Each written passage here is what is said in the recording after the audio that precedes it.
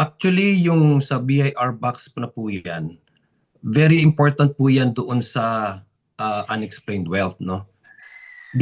Kung this is the only way we can actually explain kung tama ba po yung naka-reflect sa SALN na declared asset, declared liability, at saka yung legal lawful income na tinatanggap na ating Vice Presidente.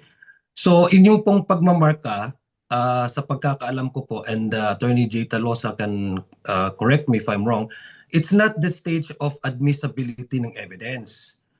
Para lang po mapresenta at masimplify kung ano yung ipepresenta ng mga possible na mga ebidensya. Hindi ang korte po ang may kapangyarihan para i-admit ito. So from the very start na ayaw nila, it only speaks to us one thing, no? Na parang takot sila mabuksan itong box na ito. No? Baka ito yata yung smoking gun. In fact, hindi lang hata ito smoking gun. Para mukhang armory na itong box na ito, no? So it only speaks about their unwillingness to face the charges head on.